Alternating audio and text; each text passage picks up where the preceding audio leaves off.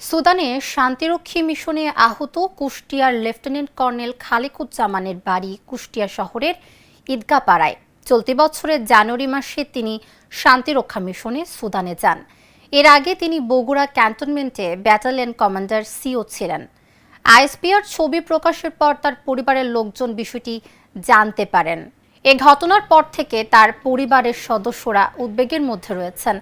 আহত সেনা কর্মকর্তা খালেকুজ্জামানের বড় বোন শামীমা আক্তার জানান, স্প্রিন্টারে খালেকুজ্জামানের বাঁ হাত ক্ষতিগ্রস্ত হয়, তবে তার অবস্থা গুরুতর নয়।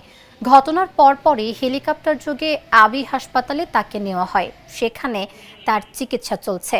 পরিবারের সাথে তার নিয়মিত যোগাযোগও রয়েছে বলে জানান তিনি।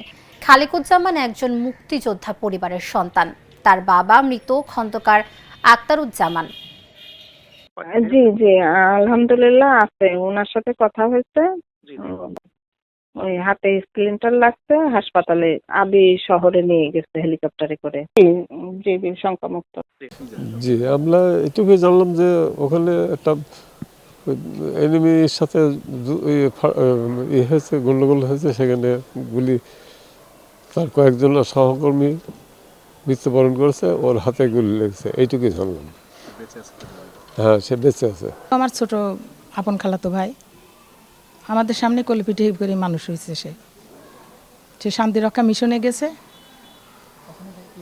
ওখানে যে শুনছি যে গুলি লাগছে, ও আহত হয়েছে, ওর হাতে গুলি লাগছে, এইটুকু শুনছি। শুনছি যে ওর সাথে যারা ছিল কয়েকজন মারা গেছেন।